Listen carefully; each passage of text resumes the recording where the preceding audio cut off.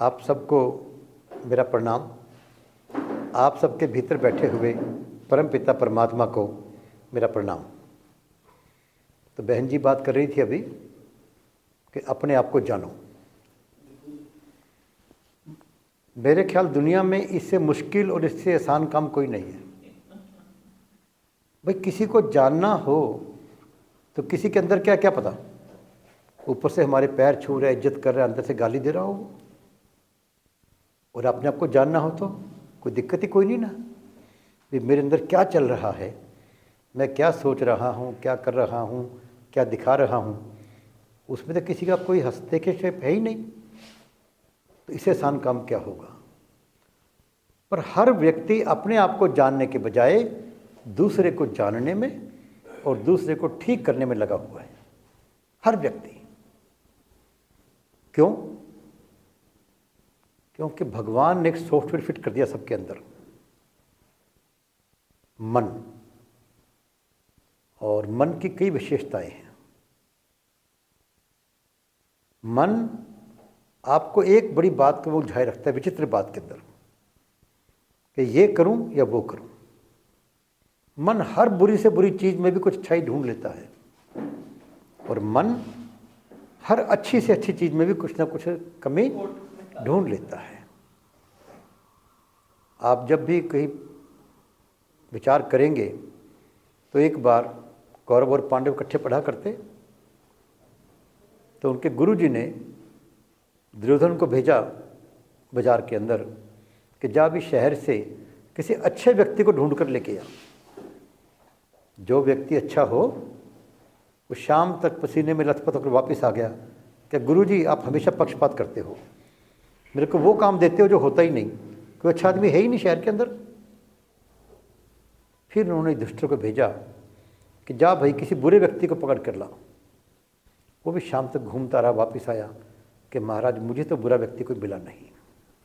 वही शहर था, उसी गुरु के शिष्य थे, पर मन कहीं कुछ और चल रहा था और किसी का मन कुछ और चल रहा था। तो जो अपने को जानने की बात है, अपने को जानने की कोशिश तो करें हम लोग। देखिए मैं आपसे पूछूंगा बाद में, अपने पास जो प्रश्न है, आमतौर पर मैं प्रश्नों के उत्तर ही दिया करता हूं, पर आज बहन जी बात कर रही थी तो उस बात में से बात चल पड़ी है।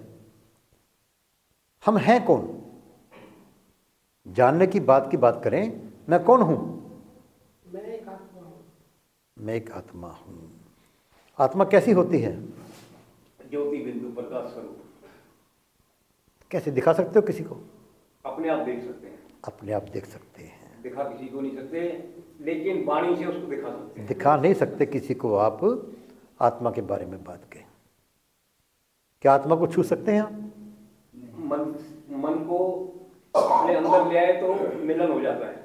देखिए जैसे मैं पहले भी एक बार कहा करता, बात हुई थी अपनी, कि हम सब अपने सिर को छू सकते हैं। सभी लोग छू सकते हैं। देखो छूकर छू सकते हो सिर को, सभी छूकर देखो। और अपने पैरों को, और अपने आप को छूकर देखो एक बार। अपने आप को छू दिया। ऐसा नहीं, ये नहीं, ये जो बात अपने आप को बहकाने की बात नहीं करनी चाहिए। एक मिनट, जीवन के अंदर यही हम धोखा करते हैं अपने आप से, यही हम अपने आप से झूठ बोलते हैं, धोखा करते हैं। अपने आप को छूकर दिखाओ कोई भी। ये मेरा सिर है, ये मेरी छाती है, सारे शरीर के अंग हैं, मेरे अंग हैं। मैं कहाँ हूँ? सूक्ष्म शरीर में मैं कहाँ हूँ जिसको हम छू नहीं सकते? हम सब देख रहे हैं आपको। बहन जी आई हैं, नितिन जी आए हैं, विजय जी आए हैं, हम देख रहे हैं, पर विजय जी के शरीर को देख रहे हैं। पर विजय जी कहाँ है? विजय जी खुद को नहीं देख पाते। बाहर का आडंबर दिखेगा आपको, अंदर जो है वो नहीं देख पाते। और वही विशेष चीज है, वही मुख्य चीज है, वही एक बिंदु है जिसके चारों ओर सारा कुछ चल रहा है, जिसके हाथ हैं, पैर हैं, शरीर है। इस प्रश्न को कभी मरने मत देना आप। उत्तर पता नहीं मिले ना मिले, कि उत्तर मिल जाएगा तो दुनिया में जीना और मरना एक बराबर हो जाएगा। उत्तर मिल जाएगा तो दुनिया में कुछ पाना और कुछ जानना बाकी नहीं रहेगा। जब तक आपकी इच्छा है कुछ पाने की, जब तक आपकी इच्छा है कुछ जानने की, जब तक आपकी इच्छा कुछ बताने की, तो समझ लो अपने आप को नहीं जाना है, नहीं जाना है। क्योंकि भगवान का एक डेफिनेशन है, पानी मंगाओ। भगवान अपने आप में कहते हैं कंप्लीट है, पूर्ण है। कैसा पूर्ण है? उस पूर्ण में से पूर्ण निकालो तभी पूर्ण बाकी है वो, और उस पूर्ण में पूर्ण डाल दो तभी पूर्ण है वो। कमाल है उसकी। इसी प्रकार हम क्या हैं? आत्मा, और वो क्या है? परमात्मा। उसके ही अंश हैं। यदि हम भी जान लेंगे तो हमारे में कुछ निकलेगा तो कुछ वही बचा रहेगा, कुछ डाल दोगे तो भी वही रहेगा। ज्ञानी की पहचान यही है कि ज्ञानी जितना जानता है, दो पहचान ज्ञानी की हैं। एक, वो सुख और दुख में समान भाव से रहता है, उसे ना सुख व्यापता ना दुख व्यापता। वो कहता है सुख भी टेम्परेरी है और दुख भी टेम्परेरी है। और दूसरा, जानने की बात जो कहते हैं हम लोग कि जो ज्ञान है, जितना आदमी को ज्ञान होता जाता है वो उतना समझता कि मैं कम जानता हूँ, उसका अहंकार उतना ही कम होता जाता है। जैसे सब व्यक्ति अपने आप को अच्छा कहलाना चाहते हैं, अच्छा बनाना भी चाहते हैं, सभी चाहते हैं कि मैं अच्छा बनूं और मुझे अच्छा कहा जाए। तो अच्छे की पहचान क्या है? देखिए, बाकी सबकी बातों में कितना ही पढ़ा लिखा व्यक्ति हो, किंतु परंतु हो सकता है, पर संतों की बात में परफेक्शन है, क्योंकि संतों की वाणी भगवान की वाणी होती है। तो इसमें बाबा नानक जी ने जो कहा कि मिठत नेवी नानका गुण चंगाइयाँ तत्व, एक वाक्य में पूरा उन्होंने उसको स्पष्ट कर दिया। अच्छा कौन? सारे गुणों की खान क्या है? मीठा बोलना और झुककर रहना, अहंकार रहित रहना। आज बहन जी इतनी बड़ी प्रिंसिपल हैं और कितनी विनम्रता है, ये हम लोगों ने 2 मिनट में देख लिया होगा।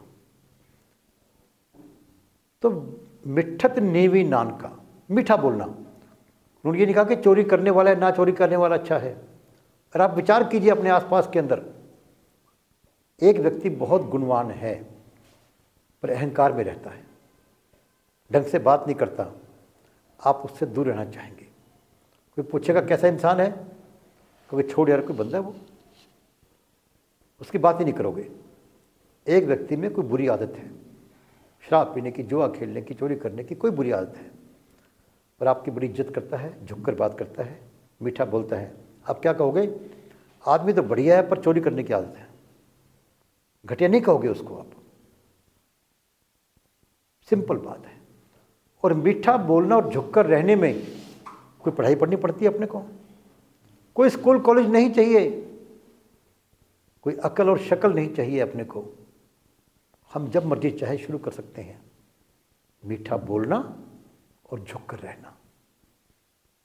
तो आप अच्छे बन सकते हैं कितनी देर में? 1 मिनट के अंदर। बिल्कुल जैसे कहते हैं ना, बुल्ले शाह ने कहा कि बुल्लिया मंदा की समझाना, इधरों पटके उधर लाना। तो हम सब एक क्षण के अंदर ही अपने आप को अच्छा बनाने की कोशिश कर सकते हैं, और अच्छे बन जाओगे तो लोग अच्छा कहेंगे, आज नहीं कल कहेंगे। क्योंकि सूर्य के ऊपर बादल कुछ समय के लिए टिक सकते हैं, पर पूरे समय के लिए बादल सूर्य को छुपा नहीं सकते। तो मीठा बोलना और झुककर रहना सारे गुणों की खान है, अच्छा बनने की, कहलाने की बेसिक बात है। तो किसी का प्रश्न कोई हो तो हम बात करेंगे। हाँ जी पंडित जी। विक्की पंडित जी, आप आते बहुत दिनों में हो। पहले तो आप देखिए, आप तपस्वी भी हैं, विद्वान भी हैं और बड़े अच्छे इंसान भी हैं। तो आप जैसे व्यक्ति से मिलने से हमारे को बहुत खुशी मिलती है, सभी को मिलती है। हाँ जी बताइए।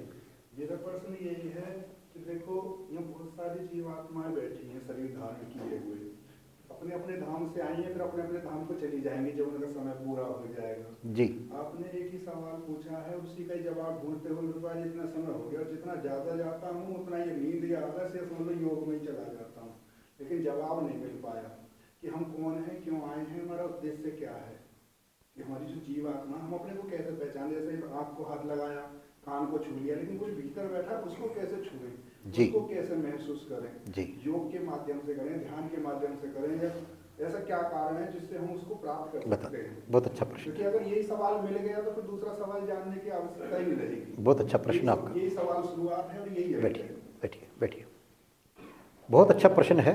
और ये प्रश्न सबके अंदर इतना ज्वलंत रहना चाहिए कि आपको नींद ना आए और चैन ना आए आपको। हम आम तौर के ऊपर तन मन और धन के चक्कर के अंदर अपनी नींद खो देते हैं, लगे रहते हैं। प्रश्न यही होना चाहिए कि मैं अपने आप को कैसे जानूं, मैं कौन हूं। इसके जानने के कई ढंग हैं, कोई पढ़ाई नहीं चाहिए इसके लिए। संतों ने क्या किया जानने के लिए, इसको बताओ। एक ही काम किया है, राम का नाम। राम का नाम वो सीढ़ी है जो आपको वहां तक ले जाएगी, चाहे वो सीढ़ी को ऊपर जाना हो और चाहे गहरे कुएं में जाना हो। राम का नाम, कोई तपस्या करने की जरूरत नहीं उसके लिए, कोई खाना खाना छोड़ने की, व्रत करने की या कोई और साधन अपनाने की कोई ज़रूरत नहीं है। गृहस्थी छोड़ने की ज़रूरत नहीं है आपको। राम राम कर सकते हो, बस कर लो शुरू। तेरा तेरा शुरू कर दो या मेरा मेरा शुरू कर दो। मेरा मेरा करोगे तब भी वहीं पहुंचोगे क्योंकि सब में मैं आ गया, और तेरा तेरा करोगे तो भी वहीं पहुंचोगे, सब में तू आ गया। भगवान को जैसे मर्जी देख सकते हो आप।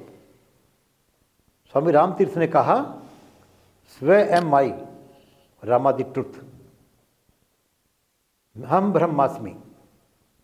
कई ऋषियों ने कहा अहम ब्रह्मास्मि, मैं ब्रह्म हूं। और संतों ने कहा तू ही तू, तेरा ही तेरा। एक चीज को अपना लो, पहुंच जाओगे। दिमाग में बोझ मत रखो, क्योंकि उसको जानना आपके बस की बात नहीं है। आपके बस की बात है अपने आप को पात्र बनाना। हम लोग गुरु को ढूंढते हैं, कई बार गुरु की परीक्षा लेते हैं। अरे इतने योग्य हो गए तो गुरु आप हुए कि वो हुआ? गुरु आपको पकड़ लेगा, ढूंढ लेगा। भगवान चाहता है कोई स्थान मिले तो सही, मैं जाके वहाँ बैठ जाऊँ। आप केवल पात्र बनने की कोशिश करो, और पात्र बनने के लिए सबसे बड़ा साधन राम का नाम। राम राम को, राधे राधे को, वाहे गुरु कहो, अल्लाह अल्लाह को, जो मर्जी कहो, जोड़ लो उससे अपने आप को। बाकी ध्यान की डिफरेंट विधियां हैं, वो सारे आपके मन को तसल्ली देंगी, मन की शांति देंगी। बुद्धि भी दे सकती हैं आपको, पर राम नहीं दे सकती वो। अपने आप को जानना मतलब राम को जानना, कोई फर्क ही नहीं है कोई भी। उसको जानने के लिए आपको राम के नाम का जप के अलावा और कोई इलाज नहीं है। और जप करने के लिए आपको हाथ पैर धोकर के बैठने की जरूरत नहीं है। अब आप भी शुरू कर दो ना, आप लोग शुरू करो। क्या करना है? ध्यान लगाने के लिए क्या करना होता है? लोग कहते हैं जी चौकड़ी मार के बैठो, पैर ऊपर रखो, अपना गर्दन सीधी रखो अपनी। कोई ज़रूरत नहीं है। जैसे आप सब बैठे बैठे यहाँ पर अपने किसी बहुत प्रिय व्यक्ति को याद कर सकते हो, मेरी बात सुनते हुए। किसी बहुत प्रिय व्यक्ति को, पति है, पत्नी है, बच्चे हैं, पैसा है, मान लो कोई भी चीज़, आप याद कर सकते हैं उसको, और मेरी बात भी सुन रहे हैं। किस ढंग से याद करना कि मेरी बात को सुनने में कभी कोई ना आए, कर सकते हैं। बस वहाँ राम राम कर लो, इतनी तो बात है। और जीवन के अंदर आपके, मैंने जब प्रणाम करता हूँ मैं दो बातें कहता हूँ। आप सबको प्रणाम, आप सबके भीतर बैठे हुए परमपिता परमात्मा को प्रणाम। क्या दो अलग हैं ये? दोनों की वैल्यू है।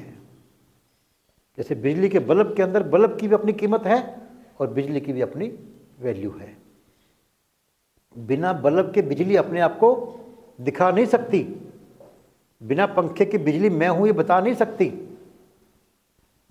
तो आपको बल्ब की सफाई करनी बहुत आवश्यक है। भगवान ने जो भी काम किए वो सारे जन्म लेकर किए, चाहे वो शरीर नरसिंह का था, चाहे वो मछली का शरीर था, चाहे वो राम और कृष्ण के रूप में पूरे इंसान का शरीर था। बिना शरीर धारण किए भगवान भी राक्षसों को मार नहीं पाए। दुनिया का उद्धार नहीं कर पाए, कोई उदाहरण नहीं है ऐसा। संतों को भेज दिया समय समय के ऊपर, संत लोगों को राम के नाम से जोड़ते रहे, पर जब भी भगवान को राक्षसों की समाप्ति करने के लिए कुछ करना पड़ा तो उनको जन्म लेना पड़ा, किसी माँ के आंचल में का सहारा लेना पड़ा। कोई एग्जाम्पल नहीं है। इसलिए शरीर की कीमत कम मत समझना। हम कई बार कहते मैं राम को पाऊंगा, भगवान को पाऊंगा, मैं तो ध्यान कर रहा हूं, और इस शरीर की केयर छोड़ देते हैं। जैसे गृहस्थी का जीवन है, कौन सा उत्तम है, संत का या गृहस्थी का? गृहस्थी। संत का या गृहस्थी का? एक बार प्रश्न पूछा गया किसी संत से या कबीर जी से। उनके शिष्य ने कहा कि गुरु जी ये बताइए कि मैं संत बनूं या गृहस्थी बनूं, कैसा बनूं?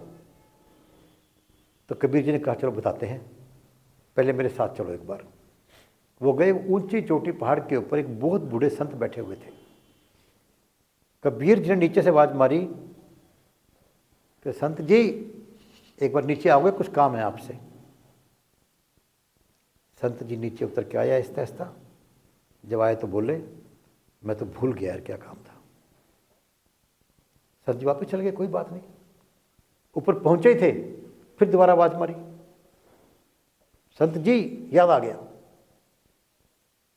संत जी फिर नीचे आए, जब आए तो फिर बोला मैं तो भूल गया। 3-4 बार ऊंची पहाड़ी से संत को, बूढ़े आदमी को उन्होंने नीचे ऊपर चढ़ा दिया और बाद में वापस चले गए। शिष्य देख रहे हैं क्या ड्रामा कर रहे हैं कबीर जी। फिर अपने घर में गए। वो पत्नी से कहा, दिन का रोशन समय था कि जाओ एक लालटेन जला के लेकर आओ। और दिन के उजाले के अंदर, सूरज की रोशनी के अंदर उससे लालटेन मंगवा ली और वो ले आई। शिष्य फिर देख रहे हैं कबीर जी पागल हो गए क्या, दिन के उजाले में लालटेन की रोशनी से बात कर रहे हैं, कब मंगवा रहे हैं। तो उसने कहा देख तूने देख लिया, ग्रस्त बनना तो ऐसा बनना। पत्नी ने प्रश्न नहीं किया मेरे से लालटेन क्यों चाहिए दिन के अंदर, और संत बनना तो वैसा बनना कि 4 बार बिना बात के नीचे ऊपर उतराने के बाद भी उसके चेहरे पे गुस्सा नहीं था।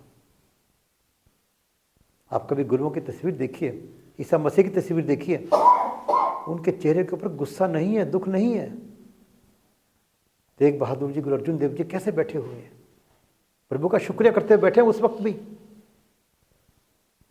ईसा मसीह भी भगवान का शुक्रिया करते हुए बैठे हैं। संत बनना हो तो वैसे बनना, गृहस्थी बनना हो तो वैसे बनना। दोनों ही सर्वश्रेष्ठ है, दोनों ही श्रेष्ठ है। इसकी और उदाहरण देनी हो, राजा जनक के बारे में, अष्टावक्र के बारे में। और राजा जनक के शिष्य कौन बने थे? सुखदेव जी।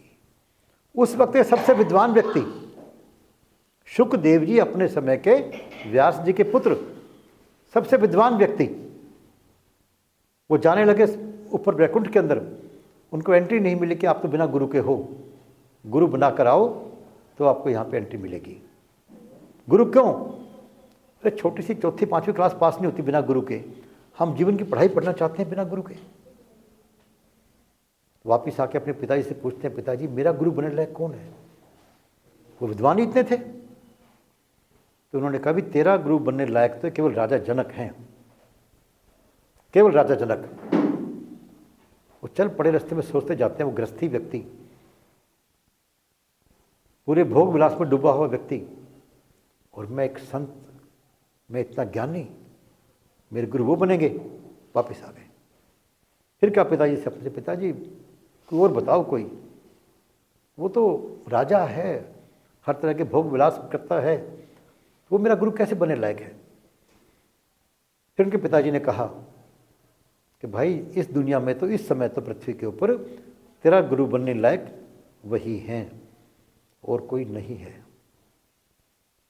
कई बार गया, वापस आया। तो नारद जी को तरस आ गया, ये तो गुरु जी के, अपने गुरु के प्रति मन के अंदर शंका पैदा करके अपने ज्ञान को खो रहा है, अपनी तपस्या को खो रहा है। तो नारद जी ने उसको शिक्षा देने के लिए रास्ते में एक खेत के पास आकर काफ़ी बड़ी मेड़ तोड़ दी खेत की, और उसमें पानी बह रहा था। और पानी रोकने के लिए वो जाते दूर से एक अंजलि के अंदर मिट्टी भर के लाते और उस पर डाल देते। पानी कैसे रुकता? कर रहे हैं। तो शुकदेव जी देखने लगे ये क्या कर रहे हैं। उसने कहा बाबा जी क्या कर रहे हो ये? कहते इस पानी को रोक रहा हूँ। कहते अरे कैसी मूर्खतापूर्ण बात कर रहे हो, इस मुट्ठी से पानी रुकेगा क्या? इस मुट्ठी भर मिट्टी से पानी रुकेगा क्या? तो उसने कहा जा जा, मैं शुकदेव जैसा बेवकूफ़ नहीं हूँ कि गुरु के प्रति शंका करके अपने ज्ञान को, अपने तपस्या को ख़त्म कर लूँ। अब शुकदेव जी को कुछ अकल आई कि ये साधारण व्यक्ति नहीं है, कोई और है। उन्होंने पैर छूकर पूछा महाराज कौन है आप? तो नारद ने कहा भाई तू शंका मत कर, गुरु पे शंका करना आपका सब कुछ खत्म कर देता है। विश्वास आवश्यक है। हम तो भगवान पे शंका कर लेते हैं। जैसे भगवान के बारे में कहा ना, भक्ति के बारे में, कि भगवान का नाम सिमरन करना सबसे उत्तम भक्ति है। साथ में लिखा विश्वास सहित। विश्वास तुम कर ही नहीं पाते। थोड़ी सी बात गलत लिख ली तो सारी पिछली उल्टी सब खत्म। तो वो गए और वहाँ उन्होंने उनसे दीक्षा ली। इसकी अलग कहानी है। ऐसे अष्टावक्र जब गए राजा जनक के दरबार में, उसी जनक के दरबार के अंदर 8 जगह से शरीर टेढ़ा है उनका और सब हंस पड़ते हैं। और अष्टावक्र कहते हैं कि मैं तो समझा था, सुना था कि विद्वानों की सभा है, और यहाँ तो सारे चमड़े के जानकार बैठे हुए हैं, विद्वान तो कोई भी नहीं। इन्होंने मुझे, मेरा चमड़ा ही देखा, मुझे कहाँ देखा कि मैं कौन हूँ, मैं क्या हूँ। तो अपने आप को जानने के लिए केवल और केवल एक ही बात है, राम के नाम से अपने को जोड़ लो। सांस आए ना आए राम का नाम जरूर आए, बस ये कोशिश कर लो। बहुत सिंपल है। कहीं आपको दुनियादारी छोड़ के तपस्या में बैठने की आवश्यकता नहीं है। तपस्या से सिद्धि मिल सकती है आपको, राम नहीं मिल सकते। और इसमें एक दिक्कत देखी है मैंने, जो मैंने महसूस की है। मैंने देखा है रामायण का पाठ पढ़ते हुए बहुत ब्राह्मण कई घंटे पढ़ते रहते हैं, उनको रुचि लगी रहती है, लगन लगी रहती है, पढ़ते रहते हैं। मैंने देखा साधना करना, योग लगाना, ध्यान लगाना आसान है, रामायण पढ़ना मुझे सबसे कठिन काम लगा। जब मैं एक चौपाई पढ़ता हूँ और उस चौपाई को जब मैं समझता हूँ, चौपाई को पढ़ने के साथ, तो उसको इतनी गहरी होती है कि पूरा दिन उसी में ही निकल जाता है। कि वो चौपाई का है ना, पूरी रामायण पढ़ना तो बड़ा टेढ़ा काम है। एक पेज पढ़ने पर ही उसको ऐसा क्यों हुआ, कारण क्या था। अब जैसे मैं यहाँ आया, दुनिया जानती है कि पंजाबी बात है, क्योंकि वहाँ बोल के आया हूँ, वेस्ट पंजाबी बात जा रहा हूँ, वहाँ बहुत सारे लोग होंगे, वहाँ ज्ञान लिया जाएगा और दिया जाएगा, इतना सब कुछ मैं जानता हूँ। लेकिन वो ज्ञान होगा क्या जब तक मैं उसे समझूंगा नहीं। हाँ, जो सुना है उसको बैठे ना। चक्कर यह कि ज्ञान और भक्ति में हम उलझ जाते हैं।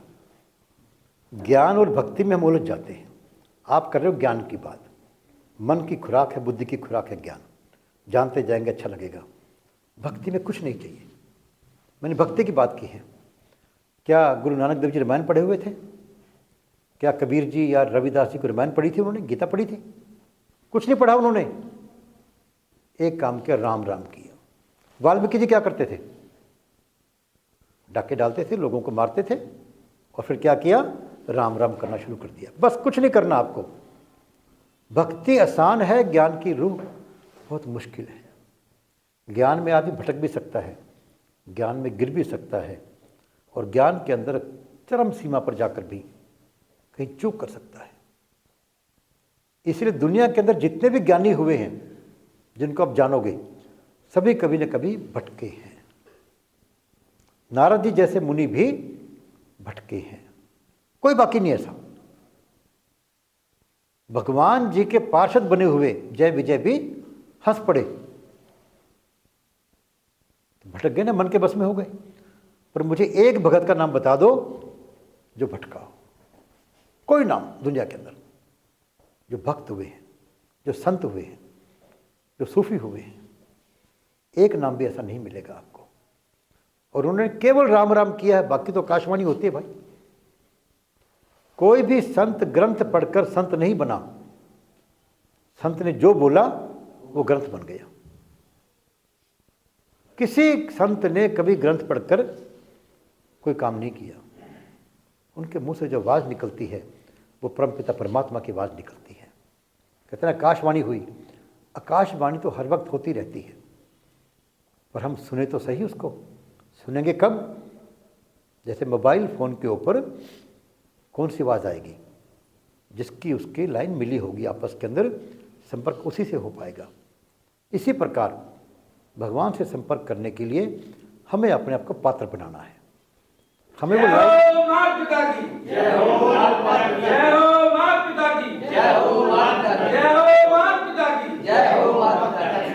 तो इसके लिए श्री दिवालय संघ क्या कर रहा है?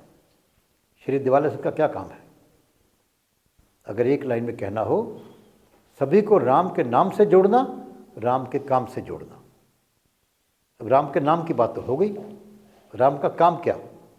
राम ने किसी भी रूप के अंदर, कृष्ण रूप में आकर या किसी भी रूप में आकर एक ही काम किया है, यही काम किया है कि हम शक्तिशाली बनेंगे और राक्षसी वृत्ति को समाप्त करेंगे। केवल और केवल राक्षसी वृत्ति को समाप्त करने के लिए भगवान ने जन्म लिया। भगवान का काम है ये। भगवान ने कहा भी है गीता के अंदर, जब कोई उनसे कहता है कि भगवान आप चाहते तो महाभारत का इतना भयंकर विनाश नहीं होता, कृष्ण ने कहा कि मेरे चाहने ना चाहने से कुछ नहीं होता, जो लिखा है, जो होना है वो होगा। कहता अगर मैं चाहता, मेरे चाहने से होता, तो मैं कैसे चाहता कि मेरी बहन के वस्त्र हरण हो? कोई भाई अपनी बहन के लिए ये नहीं चाह सकता। मैं नहीं रोक पाया, उसकी सहायता कर पाया, वो रोक नहीं पाया मैं। फिर भगवान क्या कहते हैं गीता में? मैं तब तब जन्म लेता हूँ जब जब धर्म की हानि होती है। संतों के उद्धार के लिए, राक्षसों के विनाश के लिए मैं जन्म लेता हूँ। तो अपने श्री दिवालय संघ का यही काम है कि आओ हम सब मिलकर शक्तिशाली बने और समाज को शक्तिशाली बनाएं, ताकि आज जो राक्षसी वृत्तियाँ सर उठा रही हैं वो अपने आप ही खत्म होनी शुरू हो जाएं। शक्तिशाली व्यक्ति के आगे कोई बात नहीं करता। कमज़ोर होना एक पाप है। आज हम सब जा रहे हैं और समाज के अंदर सामने कोई जुल्म हो रहा हो तो मेरी हिम्मत भी नहीं होती कि मैं रोक पाऊँ उसको। कोशिश करते हैं दूर हो जाओ यार, कोई बीच में पंगा कौन लेगा। हम इतने कमज़ोर हो गए हैं। शरारत तो करते हैं इकट्ठे होकर, पर किसी को बचाना हो, कोई अच्छा कार्य करना हो, तो हमारी आत्मा में पता नहीं कुछ है कि नहीं। कल मेरे पास बड़े विद्वान आए हुए थे, महामंडलेश्वर हैं।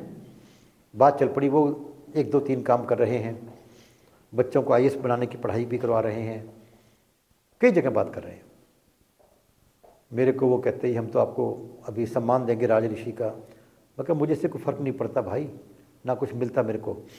मुझे बताओ समाज में आज सबसे ज़्यादा काम करने की ज़रूरत कहाँ पर है? 1 घंटे बाद वे एग्री हुए कि सबसे ज़्यादा ज़रूरत समाज को जागृत करने की है। जागृत करने की है। जैसे क्या कहते हैं, देवी का जागरण, कहते हैं माँ भगवती का जागरण हो रहा है, तो माँ को थोड़ी जगाना है भाई, जनता को जगाने की बात है। आपके अंदर जो माँ की ज्योति है, जो आत्मा, उसको जगाने की बात है। और उसके जगाने से क्या होगा? यदि हम जाग गए तो जितने राक्षस हैं वो मरने शुरू हो जाएंगे।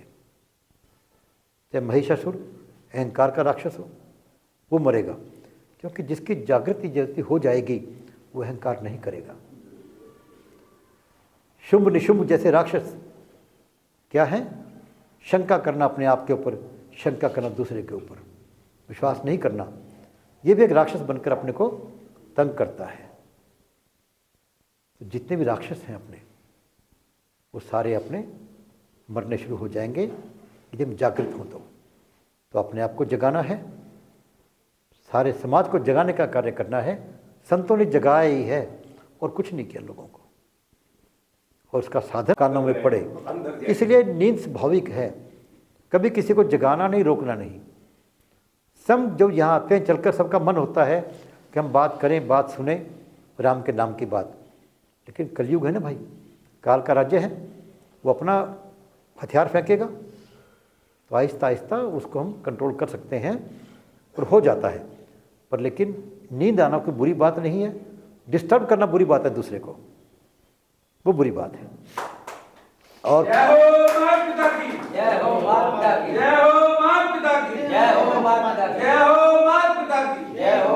और कोशिश ये होनी चाहिए जैसे मैं जो करता था बचपन में, करता हूँ आज भी, अगर मैं कहीं किसी संत को सुनने जाता हूँ तो कागज पेन मेरे पास होता है। 1 घंटे में 2-4 बात तो अच्छी मिल ही जाती है भाई, नई सीखने वाली। भूल जाओगे आप, यहाँ जाने के बाद बात करोगे तो शायद 2 बातें भी याद ना आए आपको, पर कागज पेन पे लिख लोगे, बाद में घर जाके अभ्यास करोगे तो निश्चित कुछ ना कुछ बात अपने जीवन में हम लोग उतार पाएंगे। मैं बताया करता हूँ कि हमारी माँ तो 88-89 साल की उम्र के अंदर भी जब वो कोई टीवी में कोई संत के प्रवचन सुनती वो, तो डायरी पेन में लिख लिया करती कि शाम को मैं आऊँगा तो पूछती थी, भाई इस बारे में समझ नहीं आया मेरे को। शी वॉज 89 ईयर्स जब डेथ हुई उनकी, उस उम्र के अंदर भी वो कभी भी उन्होंने बिना कॉपी पेन के टीवी में सुना कुछ नहीं। गीता रामायण पढ़ती थी तो उसमें जब बात समझ नहीं आती उसको लिख लेती थी। ये शुरू कर लो आप लोग, ये सीढ़ी है सीखने की। और मेरी बात का सार, राम को जानना है, अपने आप को जानना है, तो कहते गहरे कुएं के अंदर बैठना है तो रस्सी पकड़नी पड़ेगी। वो रस्सी कौन सी? राम के नाम की। ऊपर वैकुंठ में जाना है तो सीढ़ी चाहिएगी, वो सीढ़ी कौन सी है? राम के नाम की। उसके लिए कोई तपस्या की जरूरत नहीं है आपको। और प्रश्न किसी का हो तो? कोई प्रश्न किसी का हो तो? देखिए मैं तो सहज बात जानता हूँ, मैं तो ज्ञान की बात ज़्यादा जानता नहीं, मैं तो राम नाम की बात ही जानता हूँ और दूसरी बात मैं जानता ही नहीं। प्रश्न है जो मेरे को काफी परेशान करता है। बताइए बहन जी, बताइए।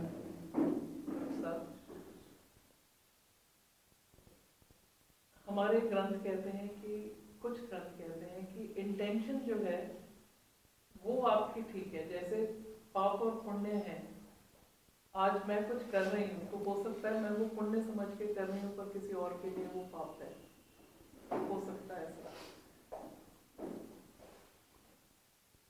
अब एक सिंपल सा सवाल है मेरा कि मैं वेजिटेरियन हूँ, मैं बिलीव करती हूँ कि किसी जीव को मार के और मैं अपना पेट नहीं भरना चाहती, परंतु मैं काफी जानवरों की सेवा करती हूँ।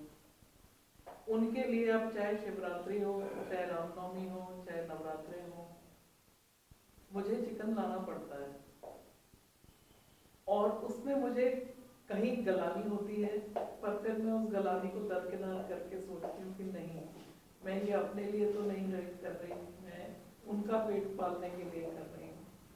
फिर मुझे कई दफा ये क्वेश्चन आता है कि क्या मैं ठीक कर रही हूँ, क्या मैं कोई पाप तो नहीं कर रही, जबकि इंटेंशन मेरी तो सिर्फ उनको संभालना है।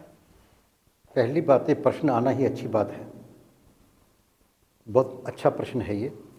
हम जब भी काम करते हैं हमारी आत्मा बोलती है, यदि वो बिना चिकन के जी नहीं सकते तो लाना पाप नहीं होगा, अगर बिना चिकन के जी सकते हैं तो लाना ठीक नहीं होगा। मेरे अपने विचार की बात है, जितना भगवान मुझे विचार देता वही कह रहा हूँ मैं। अगर किसी व्यक्ति को उसके बिना जीवन नहीं है तो शेर खाते हैं, शेर को पाप लगता है क्या? राजा महाराजा शिकार खेलते हैं और मारने की बात नहीं, लोगों को, कितने लोगों को मारते हैं हम लोग।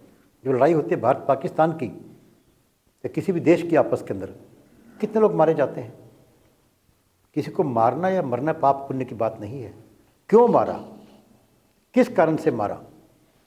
जैसे कि एक बार एक ब्राह्मण या संत बहुत भूखे थे, बहुत भूखे थे, तो मांगते मांगते कहीं कोशिश की, कुछ नहीं मिला, तो एक जगह गए तो एक व्यक्ति मांस पका रहा था। कहा आज मेरे पास तो मांस है, कभी दे दे भाई। उसने मांस का एक टुकड़ा दिया, उन्होंने खा लिया और देने लगे कि ना ना मेरा धर्म भ्रष्ट हो जाएगा। जब दूसरा देने लगे तो उन्होंने कहा मेरा धर्म भ्रष्ट हो जाएगा। अरे कहा पहले खाया था।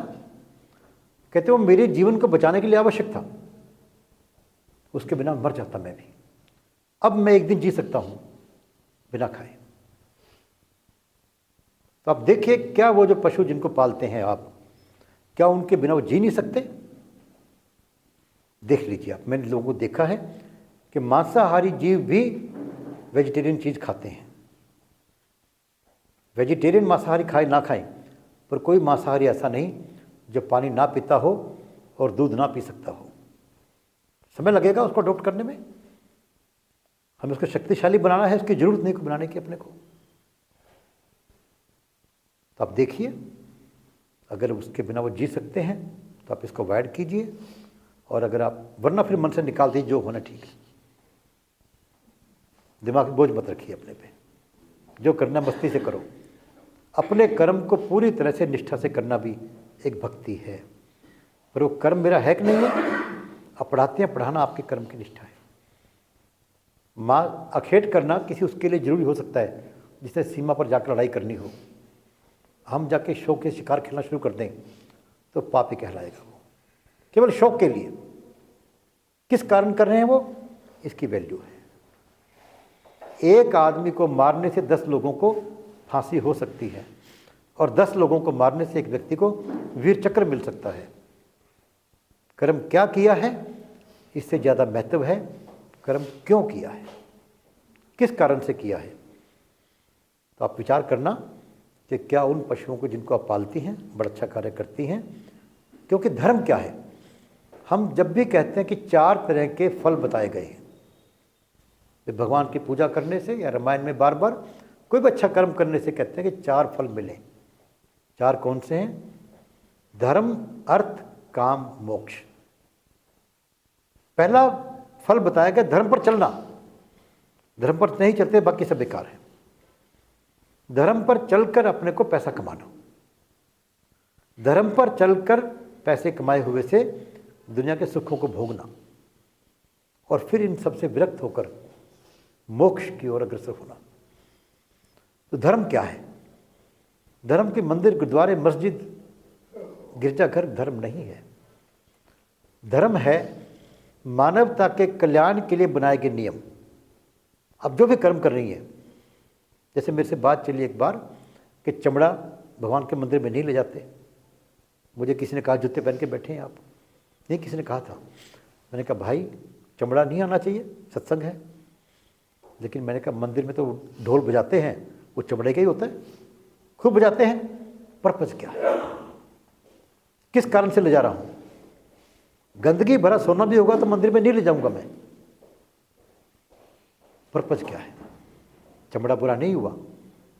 चमड़े का उपयोग जूतों क्यों कहते हैं कि बाहर गंदगी लगी होती है, मान लो वो कारण हो सकता है भी शहर में कहीं बैठे हैं तो ठीक सफाई हो, पर जूते पहने से भक्ति नहीं होती, ऐसा कहीं नहीं लिखा हुआ। जूते पहनो चाहे ना पहनो। तो आप देख लीजिए कि धर्म का कार्य है मानवता का कल्याण करना। मानवता में पशु पक्षी सब आते हैं। मान लो कोई व्यक्ति है, उसको बुरी आते हैं, घर पे मेहमान है, मैं खाना खिला रहा, बोले मैं मीट खाऊंगा, अगर वो मर नहीं रहा तो मैं क्यों खिलाऊंगा उसको। सिर्फ मेहमानगिरी पूरी करने के लिए कहते हैं कि अतिथि भगवान होता है, ये काम मैं तो नहीं करूंगा, क्योंकि उसके बिना चल सकता है काम। कई लोग बलात्कारी हैं मान लो, तो कैसे उनकी बात मान लेंगे हम लोग, नहीं मान सकते। तो धर्म के कार्य कीजिए। धर्म क्या है, मानवता के कल्याण के लिए बनाए गए नियम।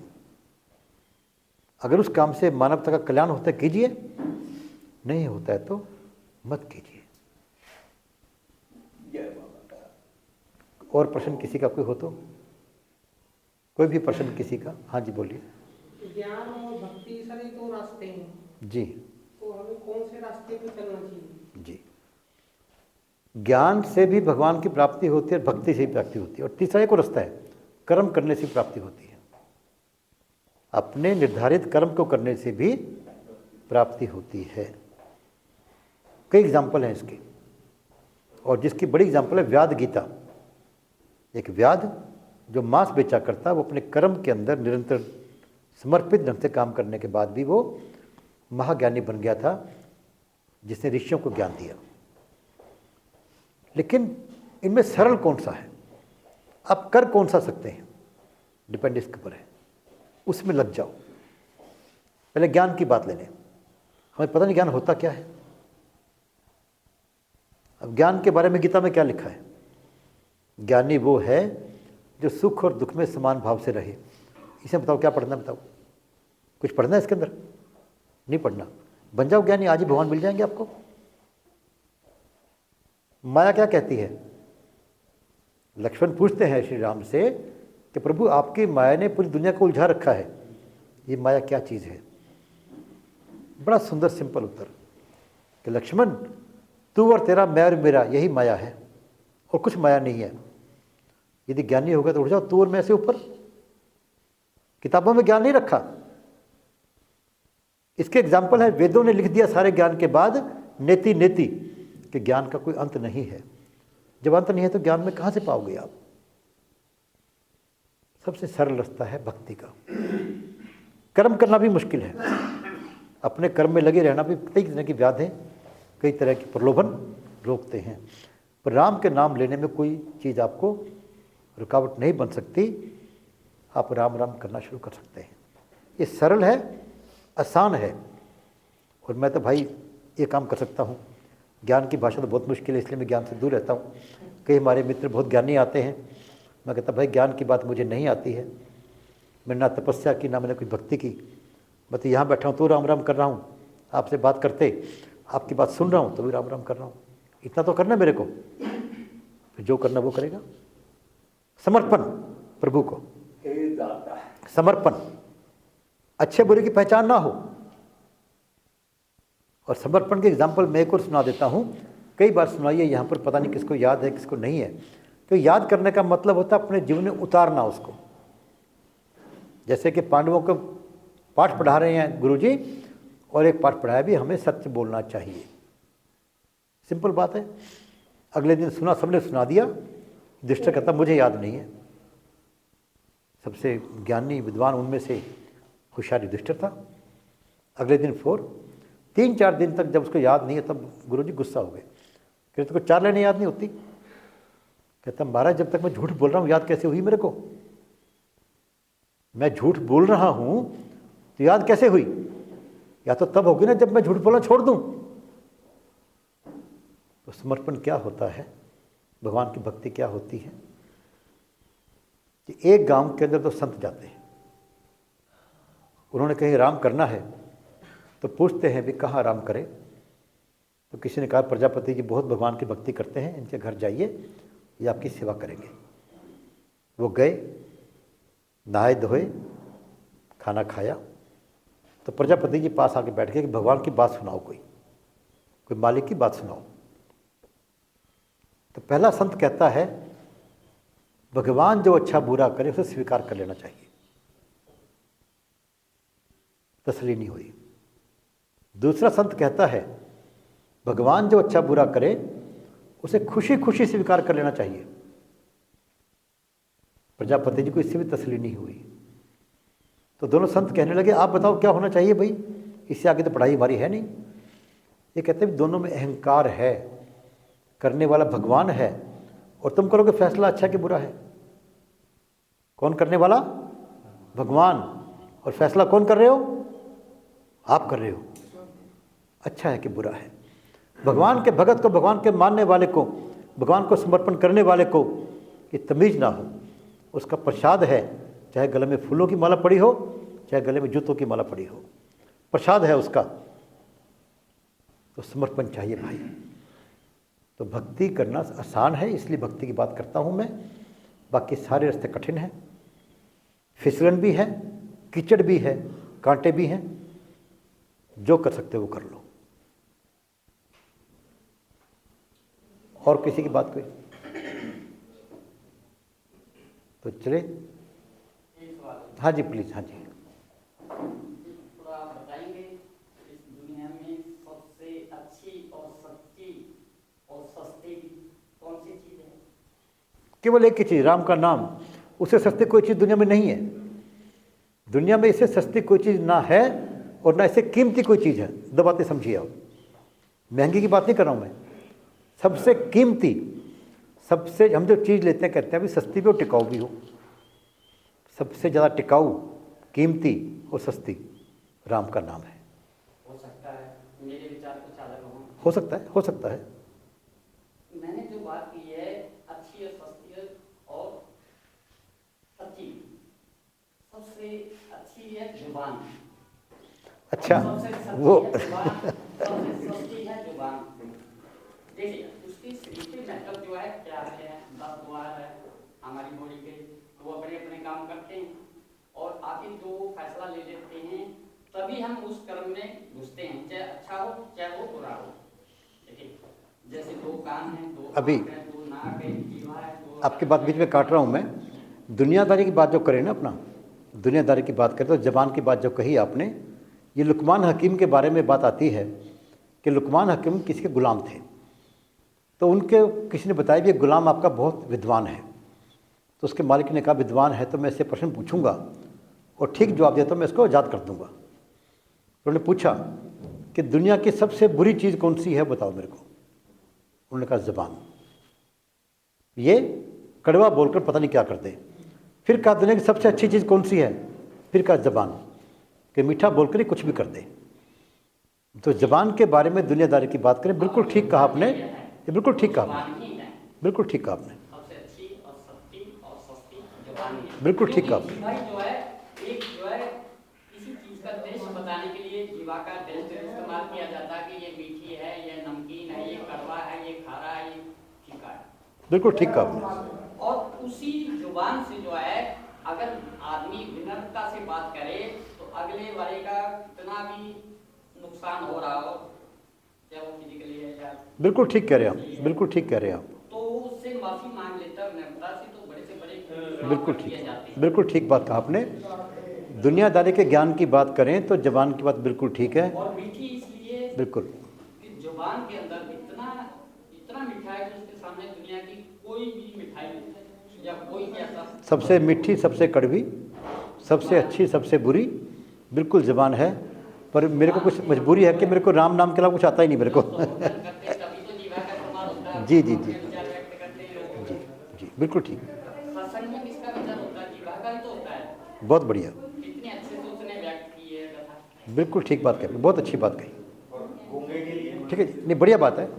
जय हो माता जय हो माता पिता की, जय हो माता, जय हो माता पिता की, जय हो माता, जय हो माता पिता की। जय हो माता। देखिए अभी किसी ने कहा कि गूंगा क्या करेगा, हमने किसी की बात काटनी नहीं है, उसमें जो अच्छे सीख लो। इन्होंने बहुत ठीक बात कही है कि दुनिया में सबसे मीठी, सबसे कड़वी, सबसे अच्छी, सबसे बुरी, ये जीभ का उपयोग कैसे करते हो उससे हो सकता है आपका। ये बिल्कुल ठीक बात कही इन्होंने, and we should accept it.